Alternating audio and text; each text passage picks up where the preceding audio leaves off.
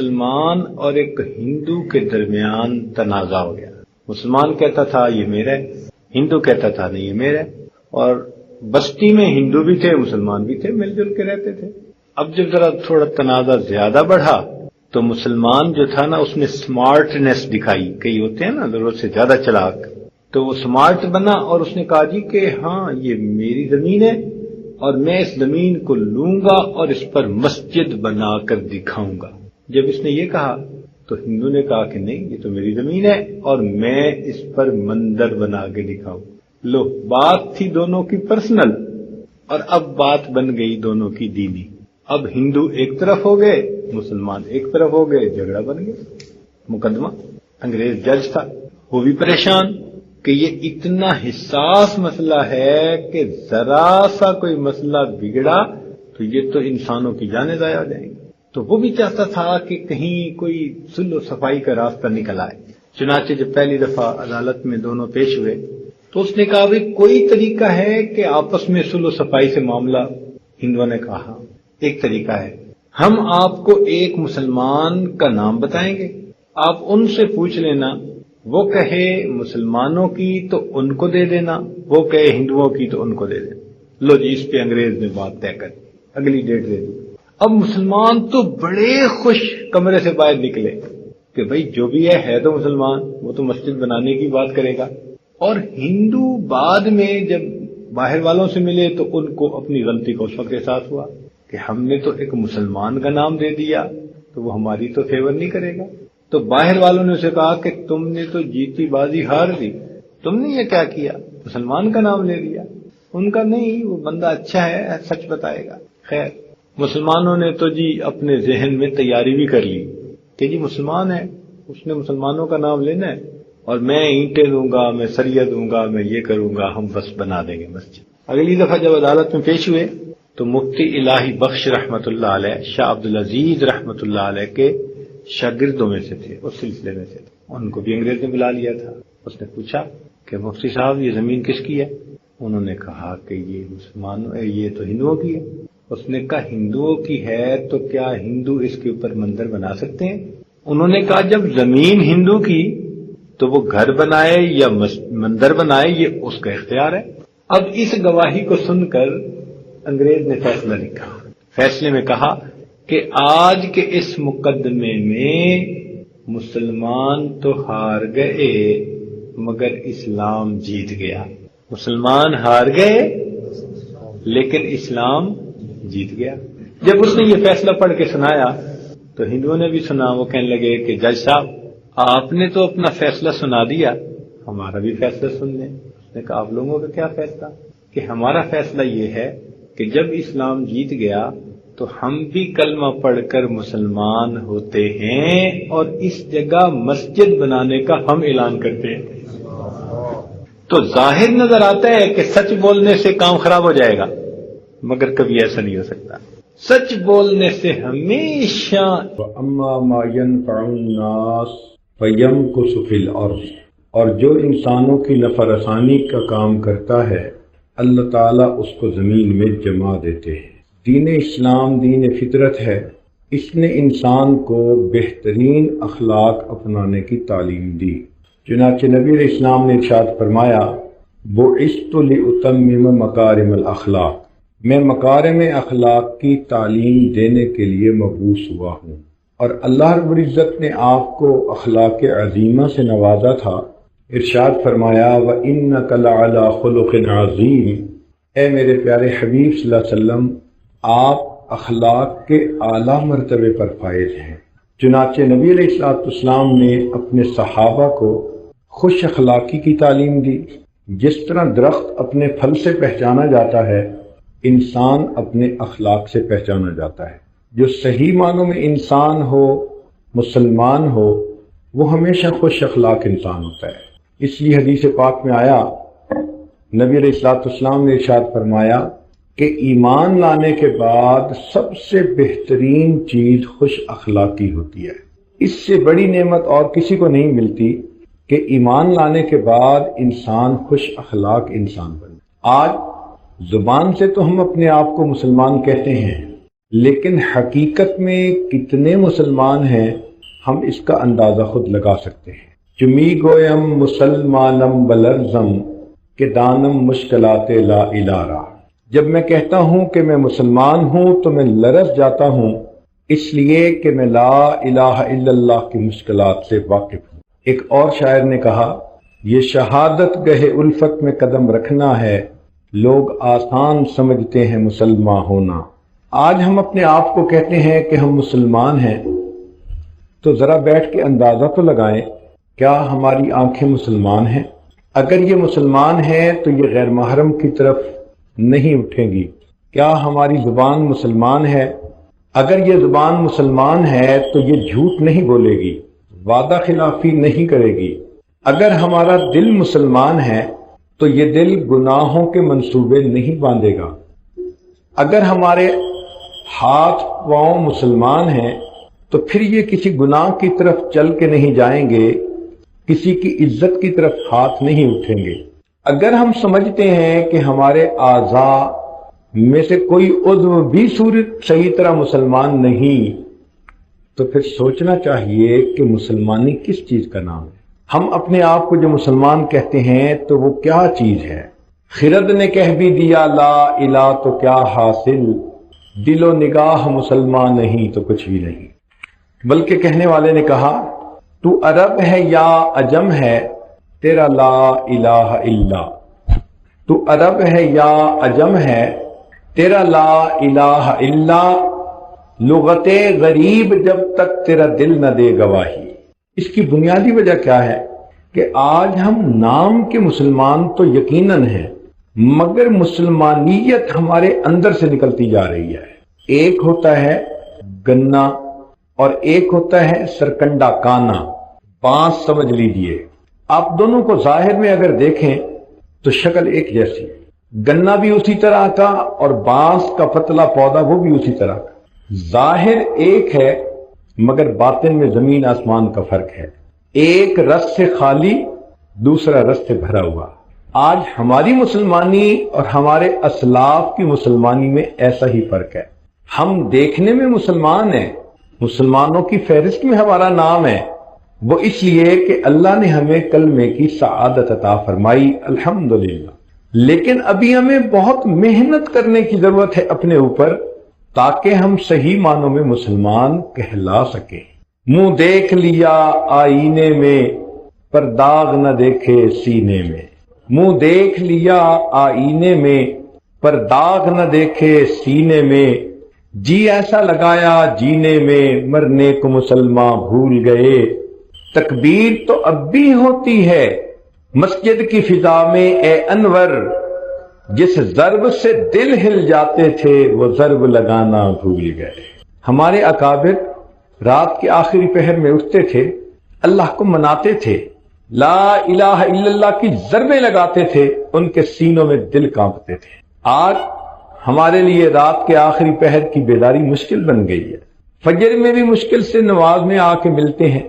کس قدر تجھ پہ گراں صبح کی بیداری ہے، ہم سے کب پیار ہے ہاں نیند تمہیں پیاری ہے۔ تو ہم اپنے اعمال کو دیکھیں تو ابھی بہت زیادہ ہمیں محنت کرنے کی ضرورت ہے۔ ایک وقت تھا کہ جب مومن کا سینہ اللہ رب العزت کی محبت کا خزینہ ہوتا تھا، اس کی زبان سے اللہ کا لفظ نکلتا تھا، لوگوں کے دلوں پہ تاثیر ہوتی تھی۔ تیری نگاہ سے دل سینوں میں کانپتے تھے، تیری نگاہ سے دل سینوں میں کانپتے تھے، کھویا گیا ہے تیرا جذب کلندرانہ۔ آج وہ جذب ہمارے اندر باقی نہیں، وہ محبت کا جنوں ہمارے اندر باقی نہیں، محبت کا جنوں باقی نہیں ہے، وہ دل وہ آرزو باقی نہیں ہے، نماز و روزہ و قربانی و حج یہ سب باقی ہے، تو باقی نہیں ہے۔ اسی لیے ہمارے اسلاف نماز میں کھڑے ہوتے تھے تو اللہ رب العزت سے ان کی ایک تار جڑی ہوتی تھی۔ آج ہم نماز میں کھڑے ہوتے ہیں، دل دماغ گلی کوچہ بازار میں پہنچے ہوئے ہوتے ہیں۔ سنی نہ مصر و فلسطین میں وہ اذاں میں نے دیا تھا جس نے پہاڑوں کو راشا سیماب، سیماب کہتے ہیں پارے کو، مرکری۔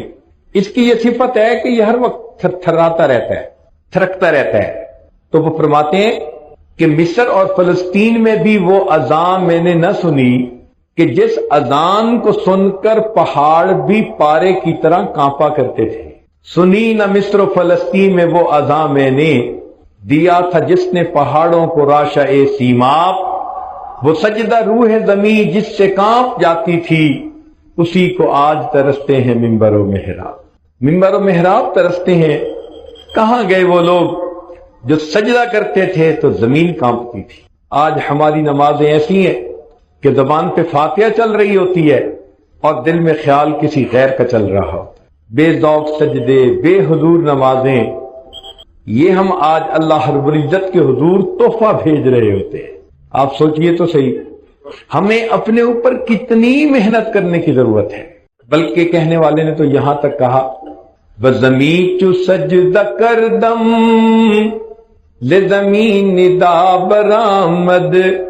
جب میں نے زمین پہ سجدہ کیا تو زمین سے یہ آواز آئی بزمین چو سجدہ کردم لزمین ندا برآمد کہ مرا خراب کر دی تو بسجدہ رعائی. اور رعا کے سجدہ کرنے والے تو نے مجھے بھی خراب کر ڈالا. میں جو سر بسجدہ ہوا کبھی تو زمین سے آنے لگی صدا تیرا دل تو ہے صنم آشنا تجھے کیا ملے گا نماز. تو اگر دل صنم آشنا ہوا تو نماز کی حضوری کہاں نصیب ہوگی. اس لیے آج اپنے آپ پر محنت کرنے کی ضرورت ہے. نبی علیہ الصلوۃ والسلام نے دین کو ڈیفائن کیا. ارشاد فرمایا الدین النصیحہ، دین سراسر خیر خواہی ہے. دین سراسر خیر خواہی. الدین النصیحہ. طلباء جانتے ہیں کہ جب مبتدا اور خبر دونوں معرفہ لائے جائیں تو ان میں حصر ہوتا ہے.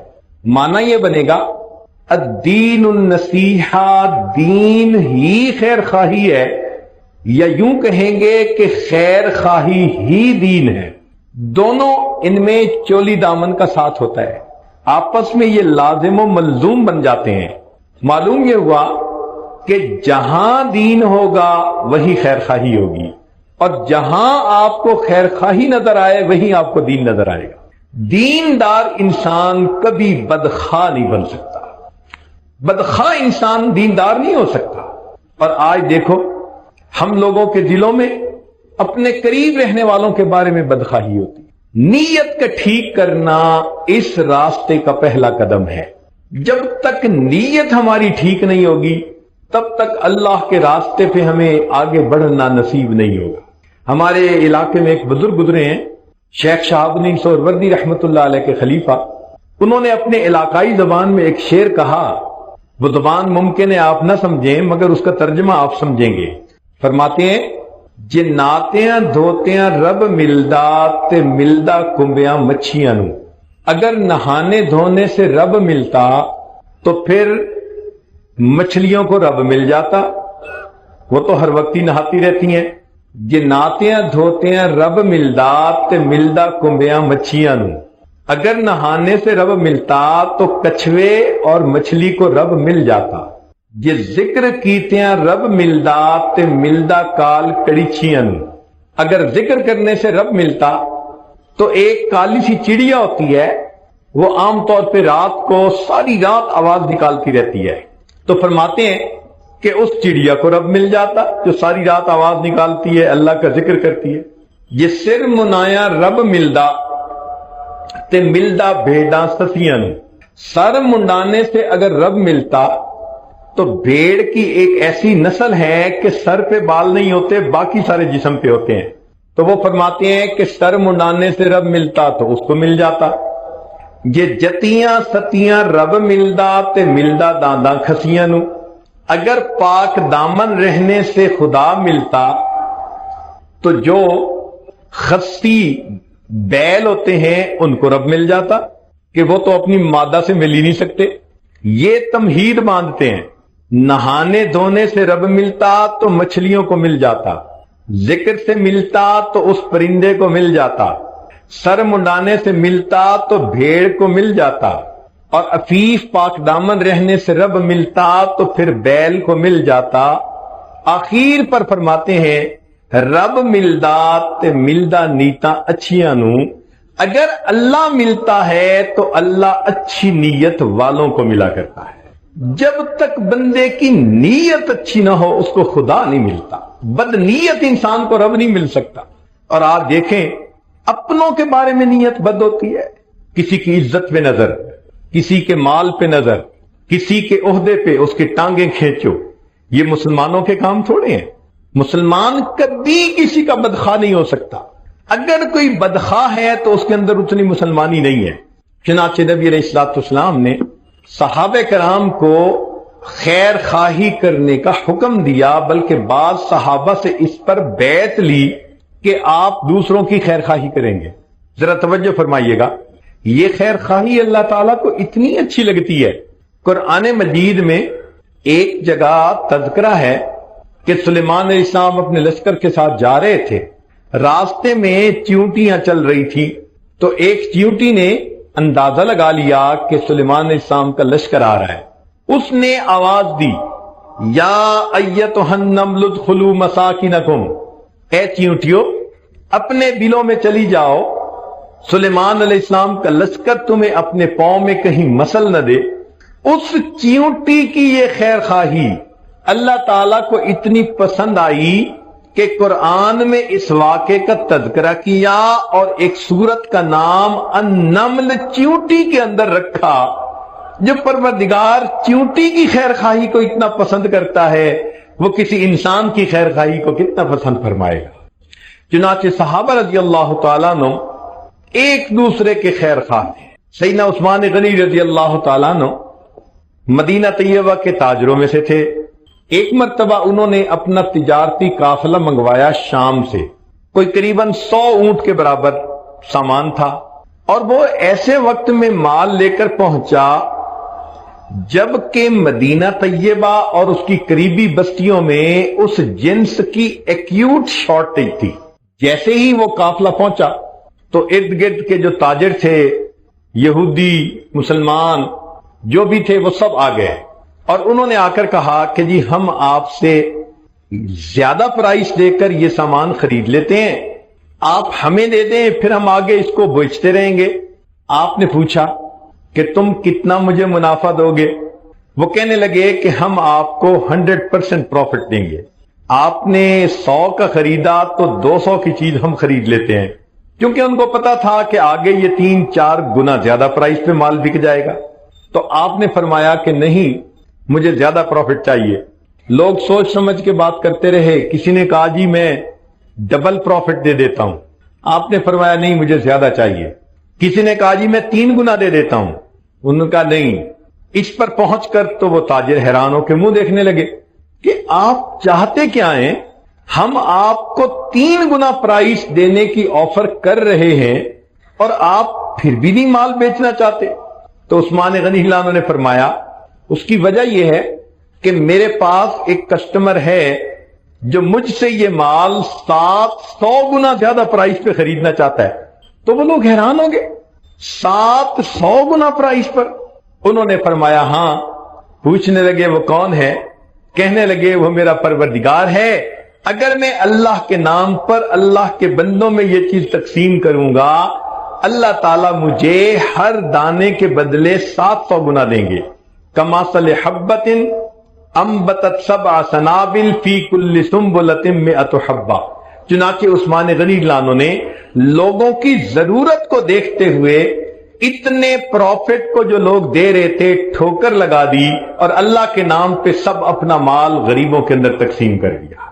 فرمایا کہ میں نے رسول اللہ صلی اللہ علیہ وسلم سے سنا ہے کہ جو دوسروں کی خیر خواہی کرے گا وہ انسان صحیح مومن ہوگا، لہذا مجھے اس وقت غرباء کی خیر خواہی کرنی ہے اور اپنا مال سارا اللہ کے راستے میں دے دینا ہے۔ ایک صحابی تھے، ان کا نام تھا جریر بن عبداللہ البجلی رحمت اللہ علیہ۔ وہ جہاں بیٹھتے، جس مجلس میں بیٹھتے، نصیحت کی بات کرتے اور سب کو کہتے کہ بھئی میں نے نبی علیہ السلام سے بیعت کی تھی کہ میں سب کی خیر خواہی کروں گا۔ ان کا اپنا واقعہ ذرا سنیے، آپ کو لگے گا شاید کوئی دیوانہ آدمی ہے، مگر دیوانوں کی بات ذرا سنیے۔ گھوڑا خریدنا تھا، ایک آدمی کے پاس تشریف لے گئے، پوچھا بھئی گھوڑا دینا چاہتے ہو؟ اس نے کہا جی۔ کتنی پرائس؟ اس نے کہا جی میں 300 دینار میں یہ گھوڑا دے دوں گا۔ آپ نے گھوڑے کو دیکھا، فرمایا کہ نہیں تجھے اندازہ نہیں، تیرا گھوڑا زیادہ قیمتی ہے۔ اب گاہک خود مالک کو کہہ رہا ہے کہ تیرا گھوڑا زیادہ قیمتی ہے۔ اس نے کہا اچھا آپ 400 دے دیں۔ پھر گھوڑے کو دیکھا، فرمایا نہیں یہ اس سے بھی زیادہ قیمتی گھوڑا ہے، تجھے اندازہ نہیں ہے۔ وہ حیران، اس نے کہا اچھا جی پھر 500 دینار دے دیں۔ آپ نے پھر گھوڑے کو دیکھا، فرمانے لگے کہ نہیں میری اسیسمنٹ یہ ہے کہ یہ اس سے بھی زیادہ قیمتی ہے۔ اس نے کہا جناب 600 دے دیں۔ فرمانے لگے بھئی میں سچ بات کہوں کہ میری اسیسمنٹ اس سے بھی زیادہ۔ اس نے کہا 700 دینار دے دیں۔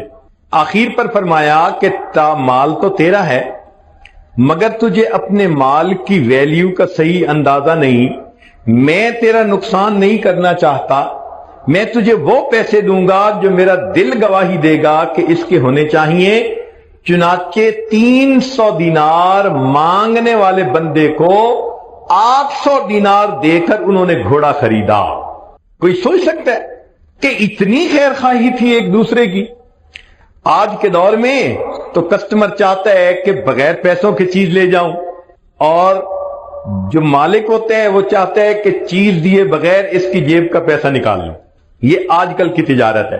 مگر نبی علیہ الصلوۃ والسلام نے خیر خواہی کا جذبہ دیا، اور اس خیر خواہی نے ایسا معاشرہ جنم دیا، ایک دوسرے کو اپنے اوپر ترجیح دینے والے، ایک دوسرے کے ساتھ خیر کا معاملہ کرنے والے۔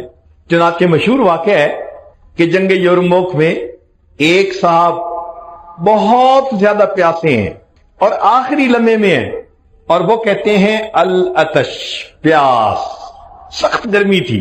ان کے چچا زاد بھائی ان کے پاس مشک تھی، وہ مشک لے کے پہنچے کہ ان کو پانی پلائیں۔ جب ان کو پانی پلانے لگے تو اتنے میں کسی دوسری طرف سے آواز آئی العطش، پیاس، تو انہوں نے اپنا منہ بند کر لیا اور سر ہلا کر اشارہ کیا کہ دوسرے کو پلاؤ۔ وہ دوسرے کے پاس گئے، اس کو پانی پلانے لگے تو تیسری طرف سے آواز آئی، انہوں نے بھی منہ بند کر لیا۔ وہ تیسرے کے پاس گئے تو ان کے جاتے جاتے تیسرے فوت ہو چکے تھے، لوٹ کے دوسرے کے پاس آئے تو وہ بھی فوت ہو چکے تھے، جب پہلے کے پاس آئے تو وہ بھی فوت ہو چکے تھے۔ سوچئے اللہ کے حبیب صلی اللہ علیہ وسلم نے کیا خیر خواہی دی تھی کہ عین آخری وقت کی جو پیاس ہوتی ہے اس میں بھی وہ اپنے اوپر اپنے بھائی کو ترجیح دیا کرتے تھے۔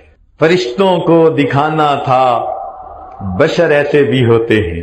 اللہ رب العزت نے اپنے حبیب صلی اللہ علیہ وسلم کو ایسی تعلیمات دے کر بھیجا، اور نبی علیہ السلام نے ایسی جماعت کھڑی کر دی کہ اصل مقصود یہ تھا کہ انسانیت کی عظمت واضح کرنی تھی۔ اللہ تعالیٰ فرشتوں کو دکھانا چاہتے تھے کہ دیکھو انسان ہو کر بھی ایسا ہوا جاتا ہے۔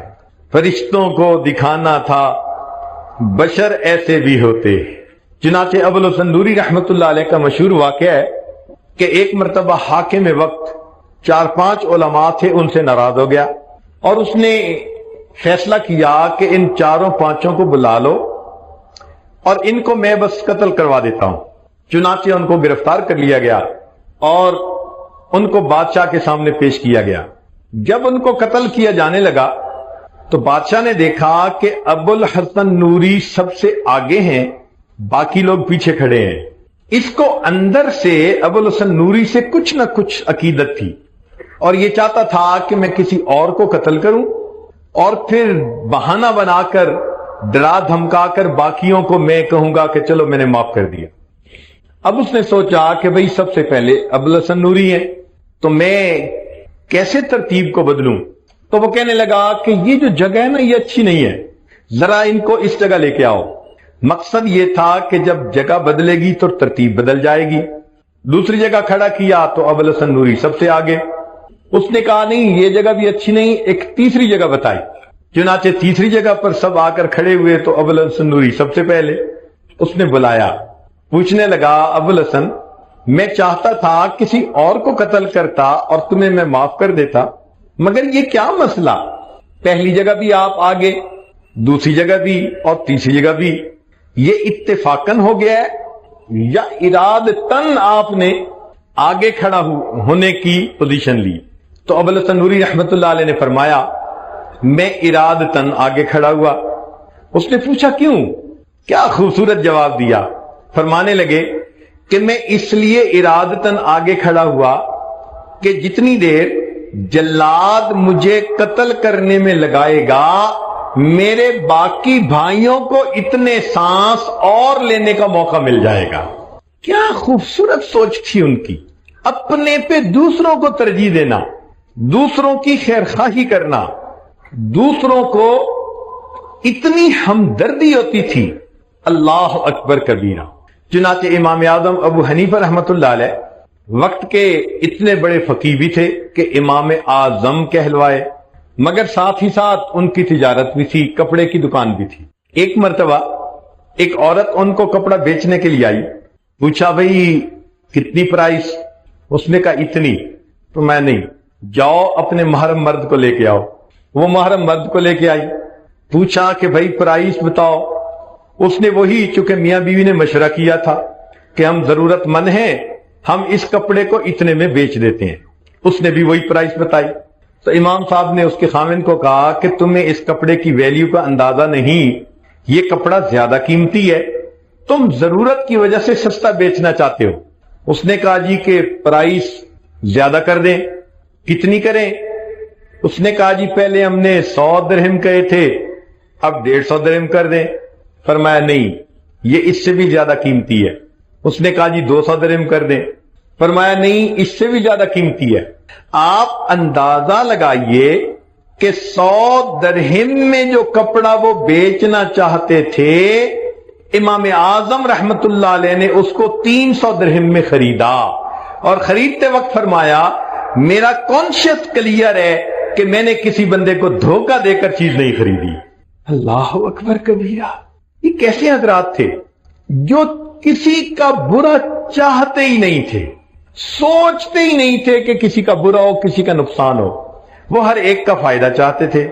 چنانچہ امام اعظم ابو حنیفہ رحمۃ اللہ علیہ ایک مرتبہ عصر کے قریب اپنی دکان بند کر کے گھر آ رہے ہیں، ایک صاحب سے ملاقات ہوئی۔ اس نے پوچھا نعمان آج دکان جلدی بند کر دی، پہلے تو مغرب کے وقت بند کرتے تھے، آج ظہر کے بعد ہی بند کر دی؟ فرمان لگے ہاں آج میں نے ظہر کے بعد بند کر دی۔ وجہ کیا ہے؟ فرمانے لگے کہ آج آسمان پر بادل ہیں اور روشنی کم ہے، وہ بجلی کا زمانہ تو تھا نہیں، تو فرمانے لگے کہ روشنی کم تھی، اور جب روشنی کم ہوتی ہے، ویزیبلٹی کم ہوتی ہے، اس وقت جو کپڑے کا گاہک ہوتا ہے اس کو کپڑے کی کوالٹی کا صحیح پتہ نہیں چلتا۔ میں نے دکان بند کر دی، میری دکان کا کوئی گاہک کم قیمت کپڑے کو بیش قیمت سمجھ کر مجھ سے نہ خریدے، اس کو کہیں نقصان نہ ہو جائے۔ اللہ اکبر کبیرہ۔ آپ سوچئے کہ ایسے بھی تجارت ہوا کرتی تھی جب ہم صحیح معنوں میں مسلمان تھے۔ یہ وہ ہستیاں تھیں کہ جو صحیح معنوں میں مسلمان تھے۔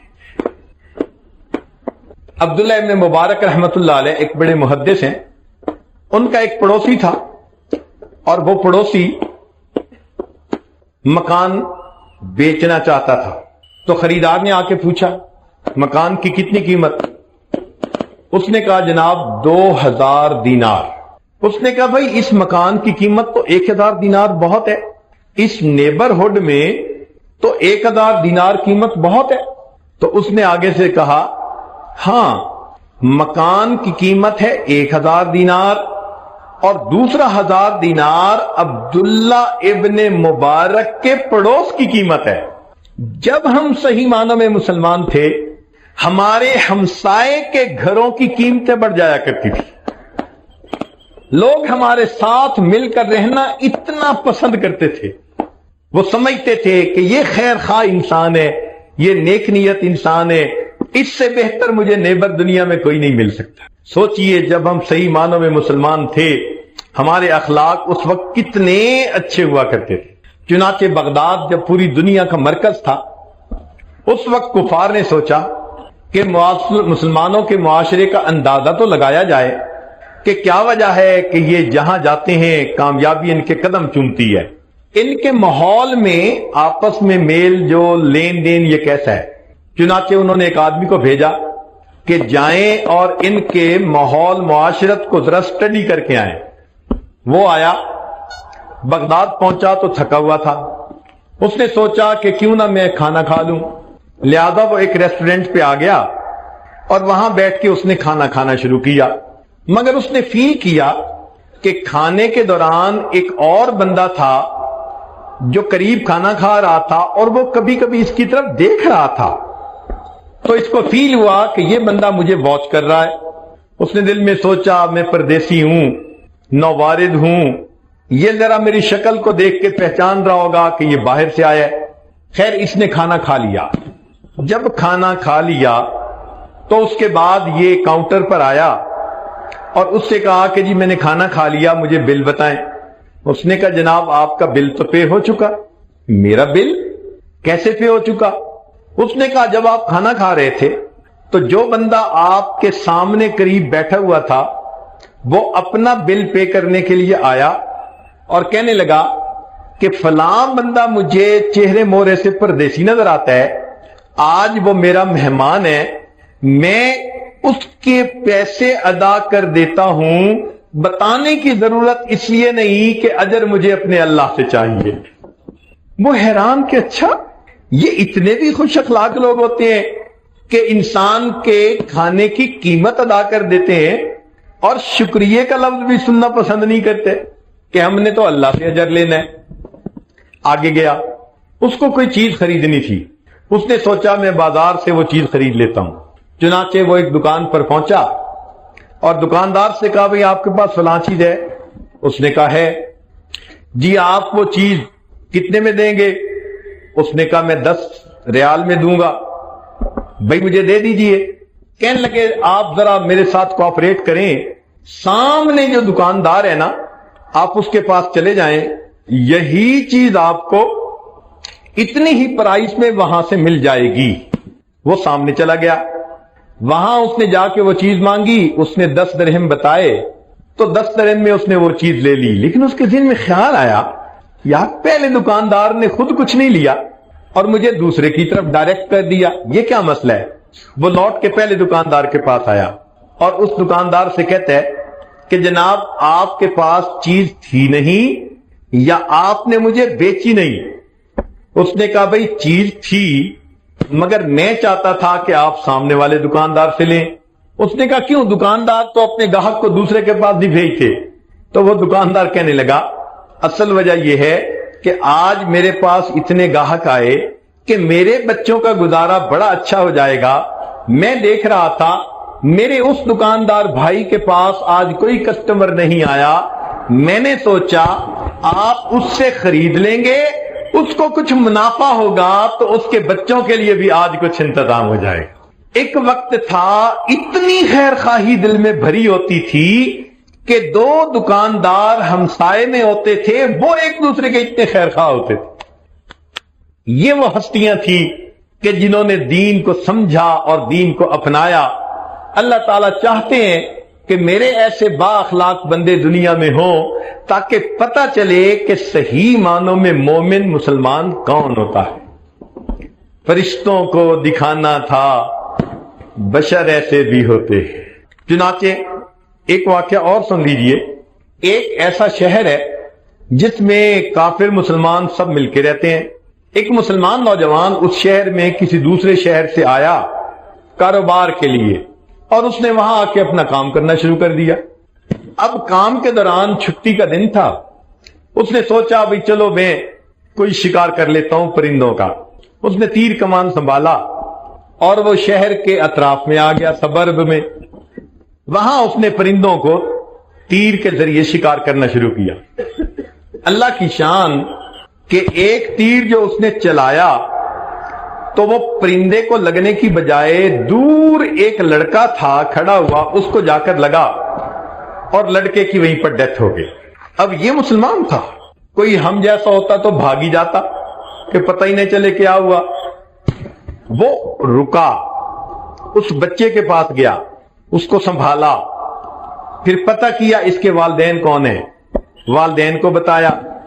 وہ عیسائی ماں باپ تھے جن کا وہ بچہ تھا۔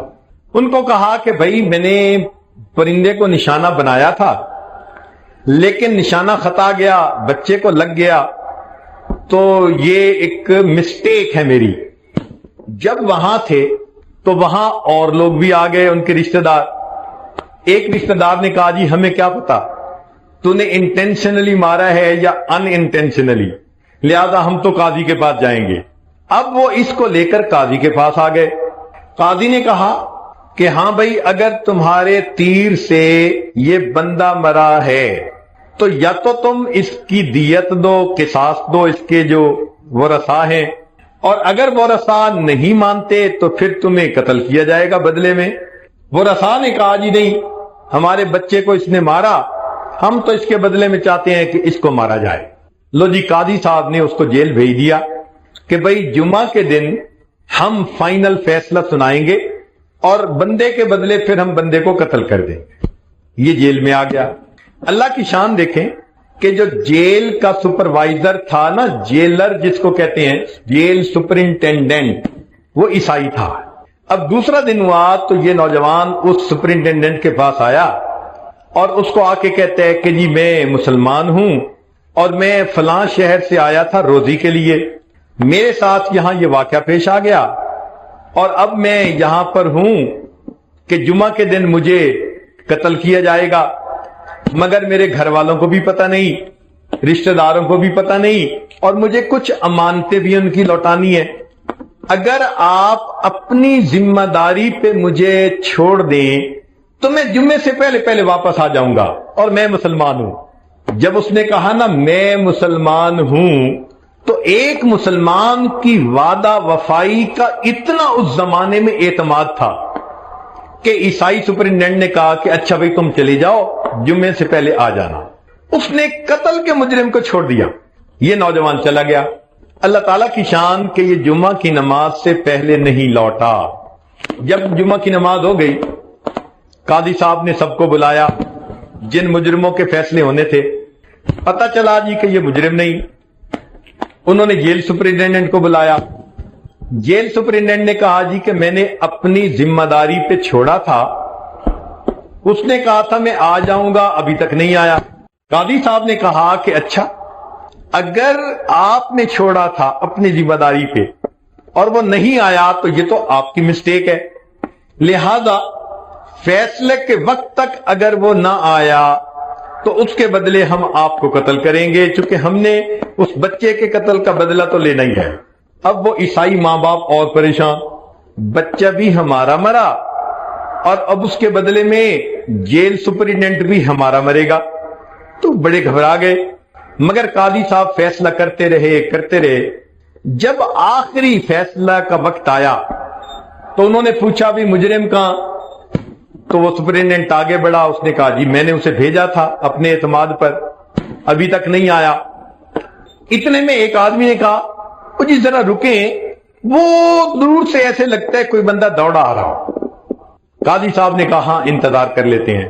تھوڑی دیر انتظار کیا، وہ دوڑتا ہوا نوجوان آیا، پسینے میں شراب ہوا۔ اس نے آ کے پہلے اس جیل سپرنٹینڈنٹ سے معافی مانگی اور کہا کہ میں اپنے وقت پر پہنچ سکتا تھا، راستے میں دریا تھا جس میں طغیانی تھی، مجھے کشتی نہیں ملی اور مجھے دریا پار کرنے میں دیر ہو گئی، اس لیے میں اپنے وقت سے تھوڑا لیٹ ہو گیا، بہرحال میں پہنچ گیا ہوں۔ جب اس نوجوان کی وعدہ وفائی کو انہوں نے دیکھا تو اس وقت اس بچے کے ماں باپ نے کہا قاضی صاحب آپ نے تو جو فیصلہ کرنا تھا کر دیا، ہمارا بھی فیصلہ ذرا سن لیجئے۔ قاضی صاحب نے کہا کیا؟ انہوں نے کہا ہمارا ایک فیصلہ تو یہ کہ ہم نے اس نوجوان کی وعدہ وفائی کی وجہ سے اس کو معاف کر دیا، اور دوسرا فیصلہ یہ کہ ہم مجمع کو گواہ بنا کر کہتے ہیں کہ ہم بھی آج کلمہ پڑھتے ہیں اور مسلمان ہو رہے ہیں۔ فرشتوں کو دکھانا تھا بشر ایسے بھی ہوتے ہیں۔ نبی علیہ الصلوۃ والسلام نے اپنی امت کو اتنے اعلیٰ اخلاق سکھائے، امت میں ایسے اولیاء گزرے کہ جن کے اخلاق کو دیکھ کے فرشتے بھی حیران ہوتے تھے کہ یہ کیسے لوگ تھے، واقعی کہ جو اللہ رب العزت کے بندوں کے ساتھ اتنی خیر خواہی کا معاملہ کرنے والے۔ مگر یہ کون لوگ تھے؟ یہ وہ لوگ تھے جن کی سوچ الگ ہوتی تھی، جو خیر خواہی کرنے والے لوگ تھے۔ یہ آج ذرا اپنی بات کو سمیٹنا چاہتا ہے، امید ہے کہ آپ ذرا توجہ کے ساتھ بات سنیں گے۔ لڑکپن کی بات ہے، اسکول میں کوئی چھٹی جماعت یا 7ویں جماعت کا یاجز طالب علم تھا۔ میرا ایک دوست تھا جو دیہات کا رہنے والا تھا، وہ بھی شہر پڑھنے کے لیے آیا ہوا تھا۔ ہم دونوں آپس میں اچھے دوست تھے اور شائننگ سٹوڈنٹ میں شمار ہوتے تھے۔ یہ وہ زمانہ تھا کہ جب ہم نے بالکل دیہات نہیں دیکھا تھا، پتہ ہی نہیں ہوتا تھا دیہات کیا ہوتا ہے، بس شہر میں پیدا ہوئے، شہر میں زندگی گزری۔ تو وہ ہمیں کبھی کبھی دیہات کی باتیں بتاتا، فصلیں ایسی ہوتی ہیں اور ہل چلاتے ہیں اور کنواں ہوتا ہے، ہمارے لیے یہ کسی دوسرے جہان کی باتیں ہوتی تھیں۔ چنانچہ ہم سنا کرتے تھے کہ اچھا ایسا بھی ہوتا ہے۔ ہمیں اس زمانے میں یہ بھی پتہ نہیں تھا کہ گندم پودے پہ لگتی ہے یا کسی درخت پر لگتی ہے، یہ بھی اندازہ نہیں تھا۔ جب چھٹیاں ہوئی گرمی کی نا، تو اس نے مجھے انوائٹ کیا کہ جی آپ ایک دن کے لیے ہمارے گھر آئیں، ہم آپ کو سارے کھیت بھی دکھائیں گے اور ہم آپ کو پھر واپس چھوڑ دیں گے۔ تو گرمی کی چھٹیوں میں میں نے اپنی امی سے کہا کہ امی مجھے اپنے اس دوست کے ہاں جانا ہے۔ امی نے کہا کہ بیٹا اپنے بڑے بھائی کے ساتھ چلے جاؤ۔ چنانچہ ہم اپنے بڑے بھائی کے ساتھ اس دوست کے گھر دیہات میں چلے گئے، رات سو گئے، صبح اٹھے، ناشتہ کیا، تو وہ ہمیں لے کے نکلا کھیت دکھانے کے لیے۔ اب جب ہم کھیت دیکھتے پھر رہے تھے نا، تو ایک جگہ ہم نے دیکھا گوبر کا انبار لگا ہوا ہے۔ تو اس کو دیکھتے ہی میں نے اسے کہا یار یہ کیا ہے؟ یہ تو نجس ہوتا ہے، یہ تو ناپاک ہوتا ہے، یہ تو بدبودار ہوتا ہے، اس کو کیوں اکٹھا کر کے رکھا ہوا ہے؟ پھر جو نظر دوڑائی تو ایک اور کھیت میں گوبر پڑا نظر آیا، تو میں نے کہا یہ تو ناپاک ہوتا ہے، اس کو یہاں رکھا ہوا ہے۔ اس نے کہا کہ جو اس کھیت کا فارمر ہے نا، یہ اس سے جا کے پوچھ لو۔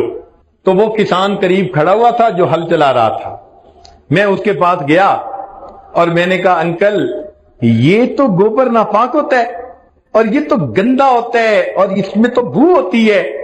چونکہ والدین نے نجاست کے بارے میں شروع میں وارن کر دیا تھا بھائی ان سے بچنے کی ضرورت ہے، تو ایک بچپن کی وجہ سے نفرت دل میں تھی نا۔ میں نے کہا یہ آپ نے یہاں جمع کر کے رکھا ہوا ہے، کتنی عجیب بات ہے۔ وہ کہنے لگا بچے آپ کے لیے یہ نجاست ہے، میرے لیے یہ فرٹیلائزر ہے۔ میں زمین میں ہل چلاتا ہوں اور یہ گوبر ملا دیتا ہوں، پھر اس کے بعد اس زمین میں کاشت کرتا ہوں، اور کاشت کرنے کے بعد جب میری سبزیاں اگتی ہیں تو پہلے سے بہت زیادہ ہوتی ہیں اور مجھے بڑا اچھا پروفٹ ملتا ہے۔ اب اس کی بات سن کے اس وقت تو میں چپ ہو گیا، لیکن آج جب میں سوچتا ہوں تو دل میں یہ بات آتی ہے، اے انسان جسے ہم گندگی کہتے ہیں، نجاست کہتے ہیں، ناپاک کہتے ہیں، بدبودار سمجھتے ہیں، اس گوبر کو اگر کسی فصل کے اندر ڈال دیا جائے تو گوبر اس فصل کو فائدہ دے دیتا ہے، تو انسان ہو کر اگر ساتھ والے انسان کو فائدہ نہیں دیتا، اللہ کی نظر میں گوبر سے بھی تو کیا گزرا ہے۔ ہمیں اللہ رب العزت نے انسان بنایا، ہم اپنے ساتھ والوں کو فائدہ پہنچائیں، گھر والوں کو فائدہ، رشتہ داروں کو فائدہ، اپنے ہمسایوں کو فائدہ، معاشرے کو فائدہ۔ مومن ہوتا ہی وہی ہے جو ہر ایک کا خیر خواہ ہوتا ہے۔ نبی علیہ السلام نے فرمایا الدین النصیحہ، دین سراسر خیر خواہی ہے۔ سبحان اللہ، کیا خوبصورت تعلیم دی ہمارے آقا حضرت محمد مصطفیٰ احمد مجتبی صلی اللہ علیہ وسلم۔ ہمارے اکابر کے اخلاق اچھے ہونے کی بنیادی وجہ پتہ ہے کیا تھی؟ ان کی سوچ بہت بلند ہوتی تھی، بہت بلند سوچ ہوتی تھی۔ بلند سوچ ہونے کی وجہ سے ان کے مقام بلند ہو گئے تھے۔ آپ غور کریں کہ ایک پتنگا ہے، اس کو پروانہ کہتے ہیں، اسی سے ملتا جلتا ایک اور ہے جس کو مکھی کہتے ہیں، اس کے بھی دو پر، اس کے بھی دو پر، اس کو پروانہ نہیں کہتے، حالانکہ یہ اس سے ملتا جلتا ہے، سائز بھی ایک جیسا، مگر اس کو پروانہ کہیں گے اور اس کو مکھی کہیں گے۔ اس کی وجہ یہ ہے کہ اس مکھی کی سوچ گندی، یہ نجاست پہ بیٹھتی ہے، گند ڈھونڈتی ہے، اس کی گندی سوچ کی وجہ سے اس کو مکھی کہتے ہیں۔ اور پروانہ کس کو کہتے ہیں؟ جو روشنی کے اوپر، نور کے اوپر اپنے آپ کو فدا کرتا ہے۔ کہنے کو ہم بھی مسلمان، کہنے کو ہمارے اکابر بھی مسلمان، مگر اگر دنیا کی محبت دل میں بھر کے جیتے پھر رہے ہیں تو اللہ کی نظر میں ہماری مثال گندی مکھی کی ہے، اور ان کی مثال اللہ کی نظر میں پروانے کی مانند ہے۔ آج ہمیں سوچنا ہے کہ ہم نے جو نام کے مسلمان ہیں، کام کا مسلمان بننے کی ضرورت ہے۔ تو ہمارے اکابر کو دیکھیے اللہ رب العزت نے کیا سوچ دی تھی۔ ایک دو واقعات سن کے یہ عاجز اپنی بات کو مکمل کر دے گا، ذرا توجہ کے ساتھ سنیے گا۔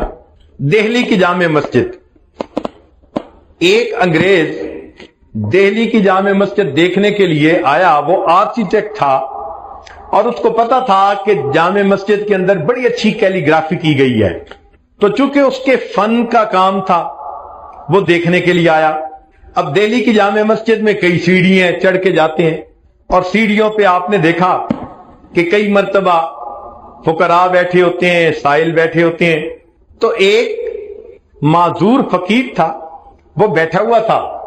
جب یہ قریب سے گزرا تو اس نے مانگا، اس نے اپنا ویلٹ نکالا اور ویلٹ نکال کر اس میں سے اس فقیر کو کچھ دے دیا، اور اپنا ویلٹ پھر اپنی جیب میں ڈال لیا۔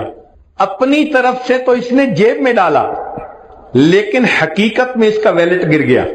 اب یہ چلا گیا مسجد میں، وہاں جا کے اس نے کیلیگرافی دیکھی، بڑی پسند آئی، اس نے فوٹوگرافی کی۔ اس کی بیوی بھی اسی شعبے سے تعلق رکھتی تھی۔ وہ گھر گیا اور گھر جا کر اس نے اپنی بیوی کو بتایا کہ بھئی کتنا اچھا کام کیا ہوا ہے، ہسٹوریکل کام ہے۔ اس کی بیوی کہنے لگی کہ اچھا آئندہ ویکینڈ آئے گا تو میں بھی آپ کے ساتھ جاؤں گی، تو مجھے بھی آپ وہ مسجد کا کام دکھائیں۔ اس نے کہا ٹھیک۔ اب جب رات سونے لگانا تو اس نے دیکھا کہ اس کا تو پیسے والا بٹوا ہی نہیں ہے، تو یہ بڑا پریشان کہ کہاں گرا۔ بڑا سوچا مگر اس کو یاد نہیں آیا کہ میں نے بٹوا کہاں گرایا۔ خیر ایک آدھ دن کے بعد یہ ذہن سے بات ہی نکال بیٹھا، کہنے لگا جو 200-400 روپے تھے بس وہ میرے گم ہو گئے۔ جب اگلا ویکینڈ آیا تو یہ اپنی بیوی کو لے کے دہلی کی جامع مسجد دکھانے کے لیے آیا۔ اب جب یہ سیڑھیوں پہ چڑھ رہا تھا نا تو اس نے دیکھا کہ وہی معذور فقیر جسے پچھلی مرتبہ اس نے پیسے دیے تھے وہ اس کی طرف آ رہا ہے۔ تو اس نے سوچا پچھلی مرتبہ پیسے دیے تھے، پھر اس نے مجھے دیکھا تو امید لگی کہ یہ ضرور دے گا، تو یہ مجھ سے پیسے مانگنے آ رہا ہے۔ لیکن وہ فقیر جب قریب آیا تو وہ کہنے لگا کہ جناب وہ پچھلی مرتبہ آپ نے جب مجھے پیسے دیے تھے تو شاید یہ آپ کا بٹوا تھا جو گر گیا، میں نے آپ کو ڈھونڈنے کی کوشش کی مگر آپ نکل گئے، تو میں نے اپنے پاس رکھا ہوا ہے، آپ اپنا بٹوا لے لیجئے۔ اب اس انگریز نے بٹوا دیکھا، اپنی چیزیں دیکھیں، ڈاکومنٹ دیکھے، ہر چیز بالکل ٹھیک تھی۔ اس کے ذہن میں خیال آیا کہ یہ فقیر تو ایک ایک پیسہ مانگتا ہے اور میرے تو یہاں پر 200-300 روپے تھے، اگر یہ اپنے پاس رکھ لیتا تو کسی کو خبر ہی نہ ہوتی، مگر اس نے یہ مجھے لوٹا دیا۔ تو اس نے پوچھا کہ فقیر آخر تم نے یہ اپنے پاس رکھ کیوں نہیں لیا؟ تو معذور فقیر نے آگے سے جواب دیا کہ شروع میں تو ایک خیال آیا تھا کہ میں اسے رکھ لوں، مگر پھر ایک دوسرا خیال آیا اور میں نے کہا کہ نہیں میں اسے نہیں رکھوں گا۔ اس نے پوچھا کیا خیال آیا؟